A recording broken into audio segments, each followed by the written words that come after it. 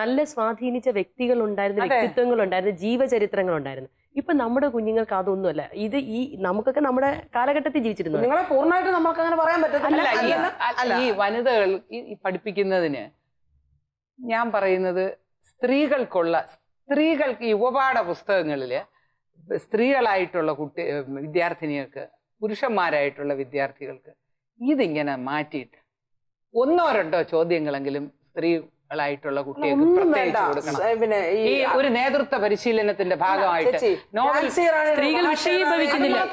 ഝാൻസി റാണിയുടെ ജീവചരിത്രം ഒന്ന് വായിച്ചു കൊടുക്കട്ടെ. ഝാൻസി റാണി അത് മാത്രമല്ല, ഇപ്പൊ ഈ നോബൽ പ്രൈസ് കിട്ടിയ ആ സ്ത്രീ ലൈബീരിയയിലെ ലൈമ ബോ, അവരുടെ ഇതിപ്പോ ഞാൻ വായിച്ചു.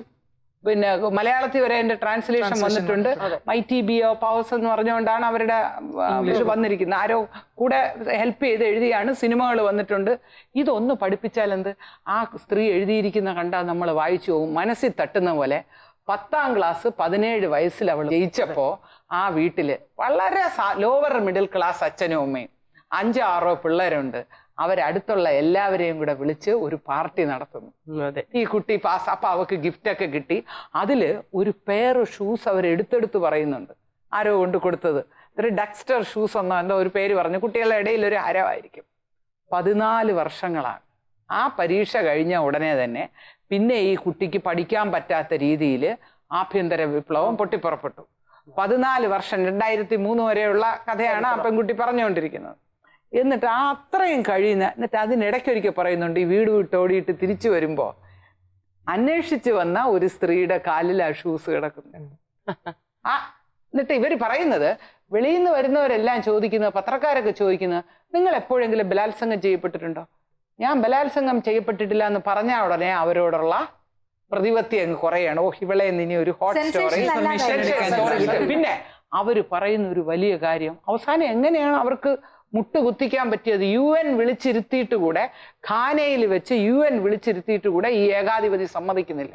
അവർ പറയുന്നു, ഞാൻ കേട്ടിട്ടേ ഉണ്ടായിരുന്നുള്ളൂ, പക്ഷെ അത് വായിച്ചപ്പം നമുക്ക് രക്തം ഇങ്ങനെ ഉറയുന്ന പോലെ തോന്നും. ഈ സ്ത്രീ ചെയ്തത്, ആ ആളുകൾ ഇവരെല്ലാം 100-300 പെണ്ണുങ്ങളെയും കൊണ്ട് ഖാനയിൽ നടക്കുന്ന കുറേ ദിവസം ഒരു വെളിയിൽ കുത്തിയിരുന്നു. വെള്ള ഉടുപ്പ് ഇട്ട്, ആരും തിരിഞ്ഞു നോക്കുന്നില്ല. ചെന്ന് ഇവരെ വെളിയിൽ ഇറക്കാതെ ഘെരാവോ ചെയ്തു. ഘെരാവോ എന്നുള്ള വാക്ക് ഇവർക്ക് അറിഞ്ഞുകൂടാ. അവർ വളരെ സമാധാനപരമായ രീതിയിൽ മാത്രമേ സമരങ്ങൾ നടത്തൂ.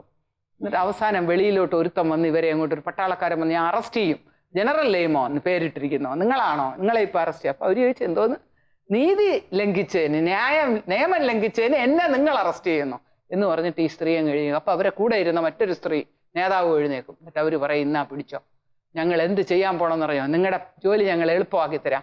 ഓരോ ഉടുപ്പായിട്ട് അവരങ്ങ് ഊരാൻ തുടങ്ങും. ആദ്യം ശിരോവസ്ത്രം അഴിക്കും.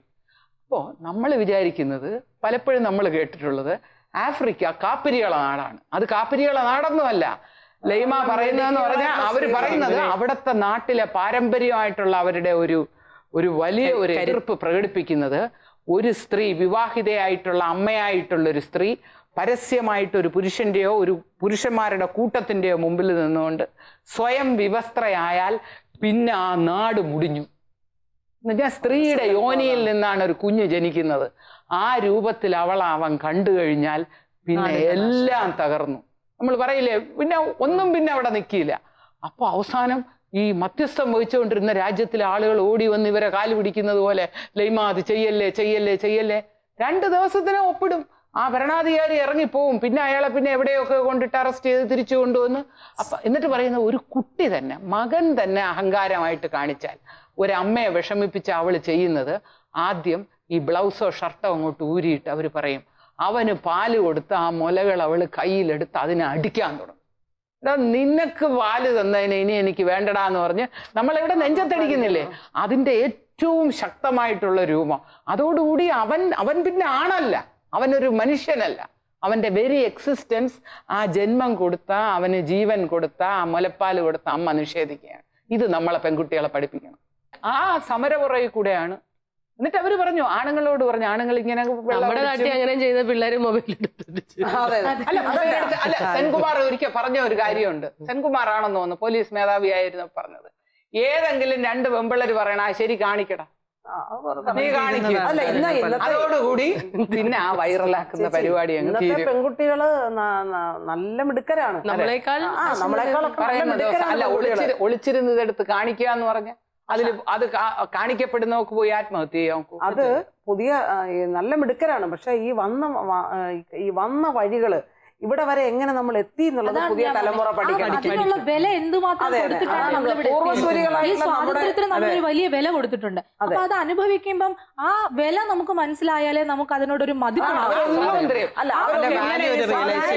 അതെ, ഇന്ത്യൻ സ്വാതന്ത്ര്യ സമരത്തിൽ പങ്കെടുത്ത സ്ത്രീകള് അതിന്റെ സത്ഫലങ്ങളൊന്നും അനുഭവിച്ചവരല്ല. ആണോ? ഒരുപാട് സമരം, 2 മാസം പ്രായമുള്ള കുഞ്ഞുങ്ങളെയും കൊണ്ട്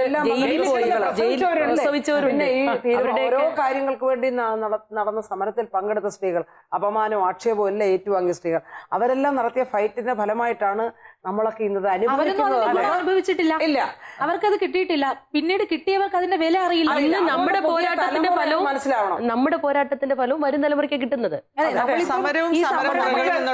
കൊടുക്കാനായിട്ട് 4 പോരാട്ടമെങ്കിലും നമുക്ക് അവശേഷിപ്പിക്കണ്ടേ? പോരാട്ടം അല്ലെങ്കിൽ കാണിക്കാൻ തീർച്ചയായും.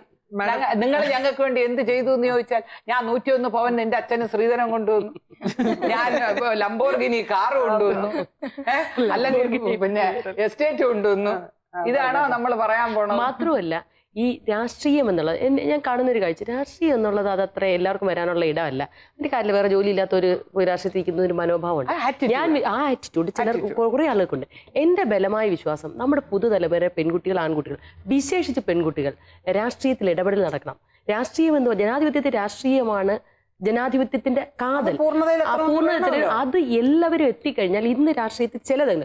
ഭൂരിപക്ഷം നേരത്തെ സൂചിപ്പിച്ചു, ഒരു രാഷ്ട്രീയ പ്രവർത്തകനെ വിമർശിക്കുന്നത് സോഷ്യൽ മീഡിയ ആയിക്കോട്ടെ എവിടെയെങ്കിലും എടുത്തിട്ടോ എന്ത് കണ്ടാലും നമ്മളൊരിടത്ത് ഒരു കുട പിടിച്ചാൽ അതേ കണ്ട് കുടയും പിടിച്ചു കിടക്കുന്നു. പക്ഷെ നമ്മുടെ കഷ്ടപ്പാടുകൾ, ഉറക്കം, ഭക്ഷണം എല്ലാം മാറ്റി വെച്ചിട്ടാണ് പലപ്പോഴും ഇതൊക്കെ ചെയ്യുന്നത്. പക്ഷേ ആളുകൾ ധരിക്കുന്നത് ഇതൊന്നുമില്ല. ഞാൻ ചോദിക്കട്ടെ, ഒരു പകല് ചിലപ്പം ഭക്ഷണം കഴിക്കാത്ത എത്രയോ പകല് നമുക്ക് ഭക്ഷണം ഇല്ലാഞ്ഞിട്ടല്ല, നിരന്തരമായ തിരക്കിനിടയിൽ അത് ഒരു നേരം ഭക്ഷണം മാറ്റിവെക്കാൻ കഴിയാത്തവർ അതിനെ വിമർശിക്കും, നമ്മുടെ പ്രവർത്തനം വിമർശിക്കും. പക്ഷേ എങ്കിലും നമുക്കറിയാം ഈ സമൂഹത്തിന്റെ എല്ലാ ഭാഗത്തും എന്നപോലെ രാഷ്ട്രീയത്തിലെ അപജയങ്ങൾ ചിലയിടത്തായി അങ്ങിങ്ങായി ഉണ്ട്. അതിനെ തിരുത്തണമെങ്കിൽ പുതിയ തലമുറ കൂടുതലായി രാഷ്ട്രീയത്തിലേക്ക് കടന്നു വരണം. അതെ, അതായത് രാഷ്ട്രീയ പ്രവർത്തനത്തിലേക്ക് വരുന്ന മോശം കാര്യമാണ് അതിലൊന്നും പോകണ്ട, എൻ്റെ മകൾ രാഷ്ട്രീയക്കാരിയാകണ്ട, അല്ലെ എൻ്റെ മകൾ ജനപ്രതിനിധിയാകണ്ട, അവൾക്ക് വേറെ ചിലതൊക്കെ പറഞ്ഞിട്ടുണ്ട്, അവൾ അങ്ങനെ പോയാൽ മതി എന്നൊക്കെ ഉള്ള ഒരു രീതി ഉണ്ടല്ലോ, അത് മാറിയേ പറ്റൂ. കാരണം ഇപ്പോഴും തീരുമാനിക്കുന്നത് കുടുംബം തന്നെയാണ്. അവൾ എന്താകണം, ആരാകണം, എവിടെ എത്തണം എന്നുള്ളത് അവിടെ നിന്നാണ് അവള് തിരിച്ചറിയേണ്ടത്. കാരണം അവളുടെയും കൂടി പുതുതായിട്ടുള്ള അല്ലെ ഇന്നത്തെ ഈ തലമുറയിലെ പെൺകുട്ടികളുടെയും കൂടി ഉത്തരവാദിത്വമാണ് അവർക്ക് ഈ സമൂഹത്തെ മാറ്റിമറിക്കാൻ എന്നത് അവരുടെ ജോലിയാണ്. അല്ലെ, അവരത് ചെയ്തേ പറ്റൂ. ചേച്ചി ഓർമ്മയുണ്ടോ, നമ്മളൊക്കെ കോളേജിൽ ചെല്ലുമ്പോഴേ സാധാരണ നമ്മളൊക്കെ പഠിക്കുന്ന സമയത്ത് റാഗിങ് ഒരു പ്രധാനപ്പെട്ട സംഭവം, വിശേഷിച്ച് പ്രൊഫഷണൽ കോളേജിലെ. പക്ഷെ നമ്മളൊന്നും ആരും റാഗ് ചെയ്തിട്ടില്ല. രാഷ്ട്രീയ നേതാക്കന്മാരാ ആരും റാഗ് ചെയ്തിട്ടില്ല. വിദ്യാർത്ഥി സംഘടനാ പ്രവർത്തകരായതുകൊണ്ട് അതൊരു അംഗീകാരമാണ്. ഒരിക്കൽ പോലും പിന്നെ അതുപോലെ തന്നെ ഏത് തെറ്റിനെതിരെ വിരൽ ചൂണ്ടാനുള്ള ധൈര്യം തന്നത് വിദ്യാർത്ഥി സംഘടനാ പ്രവർത്തകരായോണ്ടല്ലേ. അല്ലെങ്കിൽ നമ്മൾ അയ്യോ വേണ്ട ഒതുങ്ങി അങ്ങ് പോകാം, ആരെ അറിയിക്കേണ്ട. ഇപ്പൊ തന്നെ ബസ്സിൽ സീറ്റ് നിഷേധിച്ച് എന്തെങ്കിലും വഴക്കൂടെ നമ്മൾ ഇടപെട്ട് പോകും. ഏത് അനീതി എവിടെ കണ്ടാലും മനസ്സറിയാതെ അത് ഇടപെടേണ്ട, ചുമ്മാ വിവാദം ഉണ്ടാക്കാൻ വിചാരിച്ചാലും തെറ്റ് കണ്ടാ അറിയാതെ പറഞ്ഞു. ബിന്ദു മാഡം, ചെറുപ്പം തുടങ്ങി വീട്ടിൽ കേട്ടുവരുന്ന ഒരു രാഷ്ട്രീയ പ്രസ്ഥാനമുണ്ട്. അതിൽ നിന്ന് മാറി താല്പര്യം തോന്നിയിരുന്നെങ്കിൽ എന്തായിരിക്കും എന്ന് എപ്പോഴെങ്കിലും ഒരു കൗതുകത്തിനെങ്കിലും ചിന്തിച്ചിട്ടുണ്ടോ? ഒരിക്കലും ചിന്തിച്ചിട്ടില്ല. കാരണം ഞാൻ വിശ്വസിക്കുന്ന ആശയത്തിനോ പ്രസ്ഥാനത്തിനോ നമ്മുടെ നാട്ടിലെ കാര്യങ്ങൾ പരിഹരിക്കുന്നതിലോ അല്ലെങ്കിൽ ജനങ്ങളുമായി ബന്ധപ്പെട്ട പ്രശ്നങ്ങളിൽ ഇടപഴകുന്നതിനോ പ്രതിബന്ധമുണ്ടെങ്കിൽ മാത്രമേ മറ്റൊരു തരത്തിൽ ആലോചിക്കേണ്ട കാര്യമുള്ളൂ.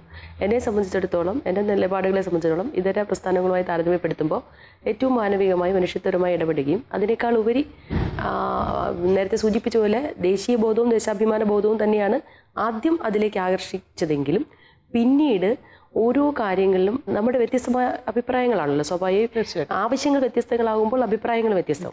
ആ വ്യത്യസ്തതയ്ക്ക് ജനാധിപത്യപരമായി അവസരം തരുന്ന ചർച്ചകളിലൂടെ തീരുമാനങ്ങളിലെത്തുന്ന ഒരു പ്രസ്ഥാനത്തെ സംബന്ധിച്ചിടത്തോളം നമുക്ക് ഒരിക്കൽ പോലും അങ്ങനെ തിരിഞ്ഞു നോക്കേണ്ട ഇതായിട്ട് വന്നിട്ടില്ല. തീർച്ചയായും നമ്മൾ ഇത്രയും കാലം ഉറച്ചു വിശ്വസിച്ചിരുന്ന പ്രവർത്തിച്ചിരുന്ന ഒരു പ്രസ്ഥാനത്തിന്റെ ഭാഗമായിട്ട് മറിച്ചൊന്നും ചിന്തിക്കേണ്ടായി വന്നിട്ടുണ്ടല്ലോ. പക്ഷെ നമ്മൾ അതൊരു പ്ലാറ്റ്ഫോം അതാണ്. പക്ഷേ പ്ലാറ്റ്ഫോമിൽ നിന്നുകൊണ്ട് സ്വതന്ത്രമായി നമ്മുടെ ചുറ്റും കാണുന്ന എല്ലാ വിഷയങ്ങളും, നേരത്തെ സുജായിച്ച് ചർച്ചയുടെ ആദ്യ ഭാഗത്ത് പറഞ്ഞതുപോലെ നമ്മുടെ ജീവിതം എന്ന് പറയുന്നത് ഒരു ദിവസവും ഒരു നേരമോ ഒരു വാക്കോ നമ്മുടെ ഒരു ഇടപെടലോ ഒരാൾക്കെങ്കിലും ആശ്വാസമാവുകയാണെങ്കിൽ അതാണ് പൊതുപ്രവർത്തനം എന്ന് വിശ്വസിക്കുന്നത്. അതിന് കഴിയുന്നിടത്തോളം കാലം മറ്റൊരു പ്രശ്നമില്ല.